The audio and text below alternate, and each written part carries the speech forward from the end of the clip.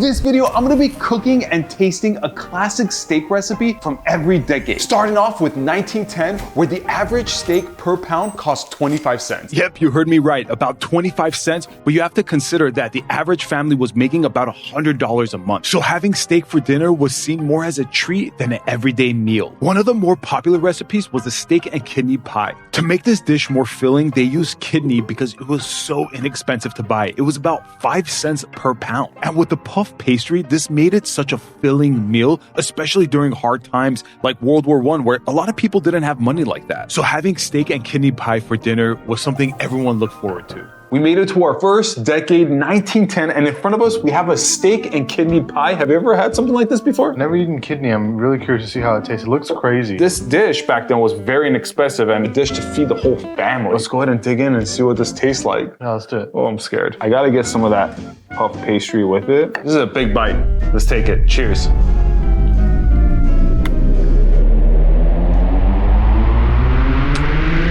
Whoa. You remember we put a little bit of kidney. We didn't put like a giant slab. Right, yeah. We just rolled it in the meat with a little bit of that fat. I was expecting me not to like it, and I like it a lot. 3.5 cows. I gotta say, I'm at a 3 out of 5 cows. Okay. I want to go Solid. more. It's delicious, but we got many more decades to try, so let's hop over to the next one. Let's go. Look at this fucking guy. Look at him. We're now in 1920, where the average steak per pound costs about 38 cents. And French cuisine is having its moment in America. It's post-World War I and economic growth is booming. And now more people have disposable income. This is why it's called the Roaring 20s. Like people were indulging in themselves and going and having some fine dining. And because of that, more French chefs started moving to America and opening up their own restaurants because the demand was there. And one of the more popular dishes during this time was steak jardiniere. Probably really butchered that pronunciation, but it was super popular because it was like a hearty beef stew that was rich in flavor and just super filling. And in front of us, we have what's called a steak jardiniere. Is it steak or beef? Steak. Steak what? Steak jardiniere. Are you French? Steak jardiniere. Oh, oui, oui. Party bros, cheers. It's hot, be careful.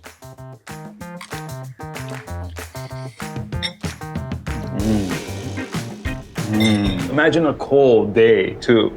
Oh, your feet are cold. You come home, you take a shower, and you get all that dirt off, and then you get this dish. Steak jardiniere. And it's like, just comfort. it's just comfort. food. I was at a 3 cows, but I'm gonna go ahead and give this a 2.5 cows. I think it could be a little bit better. I think there's things that are missing. It's a solid 3 for me. All right, let's go on to the 30s. Let's do it. We're now in 1930, where the average steak per pound costs 42 cents. And one of the more popular recipes was the Swiss steak. And as you can see, I'm tenderizing it by just throwing it into a bag and hitting it with a mallet. This makes a really tough cut of steak tender and enjoyable to eat. 10 years later, and now we're in the era of the Great Depression, completely opposite from the Roaring 20s. There was so much financial hardship, widespread unemployment. This was one of the worst economic times in America. But it didn't stop people from eating delicious meals. Topped out with the tomato-based sauce and the essential vegetables, this made it a well-rounded and inexpensive meal for its time. Now in 1930, and in front of us, we have what's called a Swiss steak. It's kind of like the last dish in 1920, but just some more ingredients. Like I feel like we got a little fancier. 1930s is the Depression, so I guess Yeah, if you were Great having Depression. steak, this must have been like a rich person's meal or something. Or So somebody- no. So if you noticed, Brian, when I was taking the meat out, I was hitting it with a mallet. Most families couldn't afford meat and they'd have to get cheaper cuts. And Right. to tenderize it, they would just hit it. Let's go ahead and give this a shot. We're now in the 1930s, baby. The meat is so tender. So let's see what this tastes like. Cheers. A lot more flavor than 1920, right? Onions and the tomatoes, I mean, they add so much to this bowl. I could definitely see something like this being on the menu. Like 100%. And it's super cheap to make. I'm not a fan of this dish. They kind of just threw everything together and then made something out of it. I'm gonna go ahead and give this a 1 cow. what? I'm a grateful guy. I'm giving this a 3. 3 cows. 3? 3 cows, baby. Oh my goodness. We're now in 1940, where the average steak per pound cost 36 cents. It kind of went down in price. It's 1940, and this is the peak of World War II, and the government started opposing food rationing. This program was implemented to make sure there was enough food for not only civilians, but military as well, and this included meat. So many people that went to the grocery store, the options were limited. Like, you went to the butcher and said, hey, give me a ribeye steak, and they were like, we don't have any. But the next best thing was ground beef, and they had a lot of that. We've made it to the 1940s, and What is this? So this is called emergency steak. Yeah. This was popular in the late 1940s and early 50s. Yeah. Hello, I'm Betty Crocker. Today I'm going to give you a menu for the sort of homey meal every bride ought to know how to prepare for her husband. For all men seem to love steak. So I'm going to give you a recipe for a kind of steak you can all manage to serve with food supplies as they are now. We call it emergency steak. Why it's called emergency steak? I don't know. I have a theory, but I'll let you go first. I did some research because it's interesting that it's called emergency steak. Like, what's happening? What's an emergency? But it's just butcher shops would just run out of meat. Because of the war. Because of the war. Because of the war. 1940s, World War II is going on. They would go, hey, can I get, I don't know, New York steak? They're like, wait, Nancy, well, we don't have New York steak, Nancy. We have ground beef, and that's all we have. So they would take the ground beef, shape it into steak, put the carrots as if they were a T-bone steak, right? Which is kind of funny, and serve this up. I mean, this is an actual dish from the late 40s. I'm excited to give it a try. Brian, before we hop into eating this emergency steak, I just want to say eating all these steaks is making me super tired. Yeah, I'm exhausted, man. I need some kind of like pick-me-up or something. Oh, I got an idea. I'll make us lattes with this milk frother that I got from the sponsor of today's video, DREO. This, ladies and gentlemen, is hands down the most professional, smart milk frother you could get your hands on. It's like having your own professional barista at home. Never in my life did I think I'd be able to make cafe quality cappuccinos and lattes at home, but look at this thing. It's super versatile. Maybe I'm in the mood for an almond milk latte, or maybe I'm in the mood for a soy milk latte. With DREO's milk frother, I can select the type of milk I want, and it even works with plant-based milks. Check this out. It's literally just a click of a button. It's like magic. There's literally no learning curve. Let's talk foam quality though. We all know that a good latte is all about that microfoam, baby. The BaristaMaker's froth is seriously on par with what you would get from a commercial espresso machine. I mean, we're talking cafe quality foam that'll have you questioning why you ever spent $6 on a coffee. Oh wow, that's just so perfect. I think I'm ready to start my own cafe. What are we naming it? I even tried my hand at some latte art, and okay, while I won't be opening a cafe anytime soon, DREO's BaristaMaker made it so much easier to create something that actually looks pretty good. And once you're done, cleaning is super quick and easy. So that's the DREO BaristaMaker, and I'm so happy to have one in my kitchen. If you want to get one for yourself, there's a link in my description. You're going to love it. And by clicking that link in my description, you're supporting this channel, which I'm super grateful for. How good was that latte? Dude, it was incredible. Right? It was so good. So delicious. All right, let's go ahead and try this emergency steak. I'm scared, but let's just try it out. That's freaking delicious. Really? You know what's interesting about it? The Wheaties give it this like crunch taste, right? It's not gonna be high on my list, but I'm gonna give this a 2 out of 5 cows. Yeah, I'm agreeing. Really? This is a 2 cow. Yeah. 2 cow grade. We made it to 1950, where the average steak per pound cost 74 cents. It's 1950 and World War II just ended. America saw huge growth in their economy and people were back to having disposable income. There was also a suburban boom. This is where developers started investing in suburban areas in the United States. And of course, that led to people having backyards, and that led to people grilling. It also helped that grills became a lot cheaper, that the average person could finally afford one. Also in this era, refrigeration technology became even better, and that led to the popularity of dry-aged beef. We're finally in the 1950s, and in front of us, we got the dry-aged steak that we also grilled. Dry aging and grilling were super popular in this era. Yeah, and you know, grilling steak, grilling meats on the grill is like very celebratory. Like it's something, it's festive, and like World War II just ended. The economy's booming. Yeah. Like, it makes sense. Frank Sinatra loved dry-aged steak. Cheers.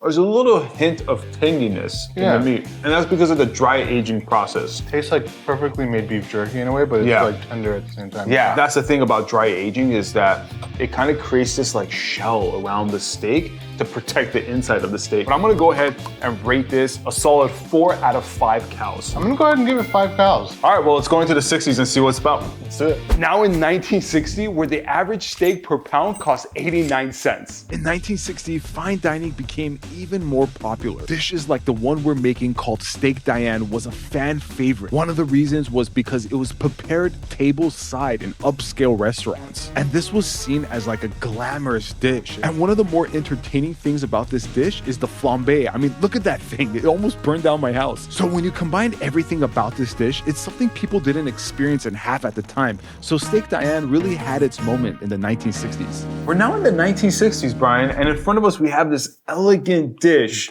Steak Diane. Why is it called Steak Diane? Nobody knows. Nobody knows. Nobody knows. There's just theories out there about Not even ChatGPT? Not even ChatGPT. Did they have ChatGPT in the 60s? This dish was served in high-end restaurants, and this was super popular in the 60s. Okay. And this was like a status symbol right here. Oh, perfectly cooked? Perfectly cooked, right? Cheers, my good man. Dude, that is delicious. And if I was in the 60s and I had this, I would post it on Instagram. I'm gonna give this a 4 cows out of 5. 4 cows out of 5? It's delicious. That sauce is unbelievable. 4 cows out of 5. Nice. Easily. Well, I'm happy that you agree with me. Let's go ahead and groove on through to the 70s. We're now in 1970, where the average steak per pound costs $1.30. In 1970, food science and technology were becoming more and more advanced and working together to make the best products. And one of the biggest inventions to come out of that was the sous vide machine. It's basically this rod that you stick in water, pick the exact temperature that you want, and then just throw in a vacuum sealed steak. And it cooks the steak to that exact temperature. All you do is just sear it off at the end, and you got a perfectly cooked steak every single time. But at that time, it wasn't something consumers had at their house. It was used in professional kitchens because each machine cost anywhere from $2,000 to $5,000. All right, well, we grooved on through to the 1970s. And in this era, Brian, steakhouses just blew up everywhere. They were like popping up like Starbucks. I'm excited to try it. I've never had a sous vide steak. Cheers. Cheers. Cooked perfectly. Like, what a genius that chef was that invented this. You can leave it in the water for hours. It doesn't overcook. That's delicious. What are you gonna rate it? I think I'm gonna go ahead and rate this a 4 out of 5 cows. Well, here's a 5 for me. Wow. Yeah, it's perfectly cooked. Yeah. Tastes amazing. It's like just a perfect steak. Yeah. Well, let's go into the 80s. Let's do it. We're now in 1980, where the average steak per pound costs $2.52. TV dinners and microwavable meals was a common thing in most households. This was due to busy lifestyles. More and more households had both parents working, so it was exhausting coming home from a long day of work and then having to make a meal for the entire family. It was just easy to pop in something in the microwave for like 3 to 5 minutes and you got a whole dinner. And of course, you're seeing me make this from scratch, but this is how it was made and then frozen and sold to the consumer. Another appeal to TV dinners was not only how convenient it was, but how affordable it was. I mean, a whole TV dinner would cost about $1.50 to $2. I mean, you really can't beat that price. We're now in 1980, which is also kind of known as like the king of TV dinners. Like this was the era where TV dinners was on a boom. This was like the hot thing back then. If you were a worker in the 1980s and you came home and you had a TV dinner, Salisbury steak, would you be happy or do you want to go back to the 20s? Lucky me. My wife uses Swanson TV turkey dinners. And make your husband lucky too. I think I'd go back to the 20s, yeah. TV dinners are... Yeah. Let's go ahead and give this a shot. Cheers.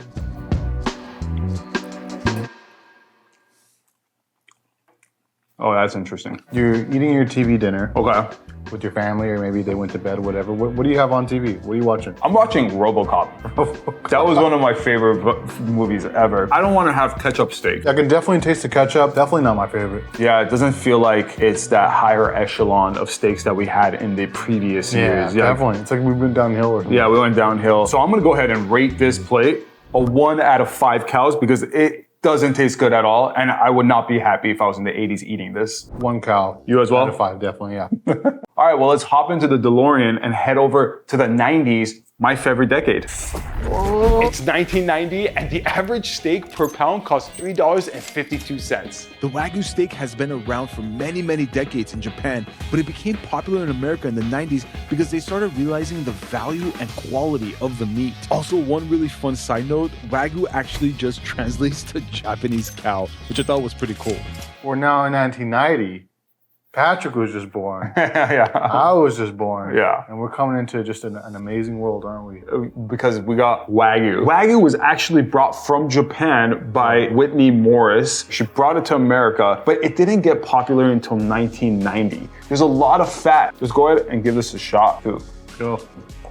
That is pretty delicious, but I just think it's a little too fat. Also, Wagyu, like a pound of Wagyu is like $100. It's crazy, it's so expensive. We never had this growing up. So I'm gonna go right down the middle with this one and give it 2.5 cows out of 5. I'm gonna go a little higher, I'm gonna give it 3. But let's get out of the 90s. We're heading into the new millennium. Let's do it. We're now in the new millennium, 2000, where the average steak per pound costs $4.22. In the 2000s, cooking shows were super popular because this was before YouTube. I mean, people had to go somewhere to learn how to cook. And one of the most biggest cooking show was Emerald Lagasse. This guy was amazing. I remember watching him as a kid, and his show was so lively. And his best catchphrase was BAM! Every time he would season something, he would go BAM! BAM! BAM! BAM! BAM! BAM! It was best. I mean, as a kid, that's what I was looking forward to. He was also well known for his steaks. One of the more popular recipes was this vampire steak, which was basically a tomahawk steak covered in a bunch of garlic. We're now in the 2000s, the new millennium, and in front of us we have what's called a vampire steak by Chef Emerald Lagasse. He was actually the first celebrity chef I saw on television. He made this for a Halloween special on his show, and it's called Vampire Steak, which is basically just a tomahawk steak. I used to watch a ton of Chef Emerald show with my dad, and I loved it when every time he went, bam! Bam! We're just cooking. We're not building no rocket ships or anything. Hey, are we having fun yet? You remember that? I do remember that, yeah. He's actually on YouTube now. He has his own YouTube channel. See what it tastes like. Here's my piece right here. Tomahawk steak. Cheers. Cheers. This is 5 cows out of 5 cows. It's so good. It's so tender. It's amazing. Yeah, you know why this is called vampire steak? It's because vampires are scared of garlic. It has all the garlic on it. Honestly, his show was the best. That's what really motivated me to get into cooking. I'm gonna go ahead and agree with you. This is a 5 out of 5 cows. It's absolutely delicious. The garlic, beautiful touch. Tender. This is such a great cut of steak, man. Let's head over to 2010. Let's do it. It's now 2010, where the average steak per pound costs $5.55.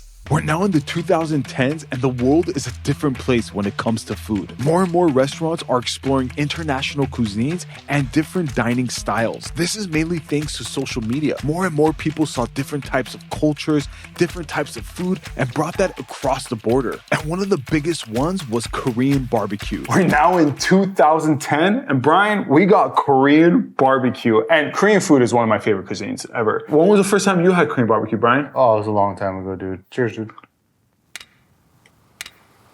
Oh, yeah. It's like candy. The meat is also super thin, so it cooks really fast. I give this a 5 cow out of 5. Nothing beats Korean barbecue in my opinion.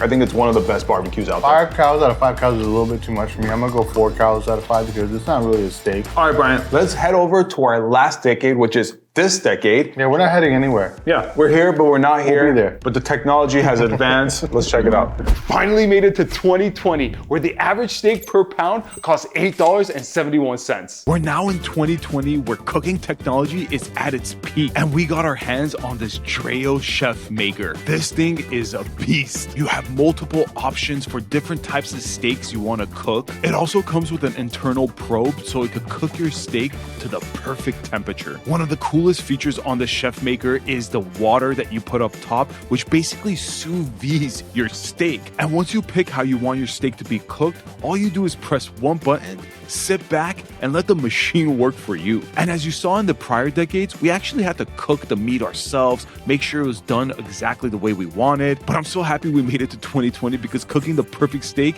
is so much easier. Not much to say, man. We are in 2020. I mean, We are in 2020, man. We are here. well, we're supposed to be like 6 feet away from each I other. know, it's like, what is it, pandemic time? One thing I'm like really impressed by is a machine made this steak. Yeah, we were like watching it in the DREO ChefMaker, and Yeah. it was like science fiction. It was crazy. It was like spraying the water. I mean, that thing is so cool. And it cooked it perfectly. Like, I didn't do anything. I just seasoned it, plopped it in there, pressed a few buttons, boom. I mean, we're in 2020. We're in the future right now. I mean, we made it into like a futuristic machine. Does it taste any good? Does it taste better than pan fried? Let's go. Let's go ahead and try this out. Thank you, DREO, for sponsoring this video. Yeah, thank you. Cheers. It's perfect. That is actually really, really delicious, super juicy, cooked perfectly through. It makes total sense that we have this type of technology right now. I'm gonna go ahead and give this a 5 out of 5 cows because this was press 2 buttons, oil, salt, throw it, 5 out of 5 cows. Don't argue with me, okay? I'm gonna go ahead and agree and say 5 out of 5 because I know I said the same thing on the 1950s steak. Yeah. It's basically the same thing. Yeah. With like 20% of the effort, 10% maybe. So Yeah. 5 out of 5 for me, this is fantastic. Yeah. Should we go over to 2030?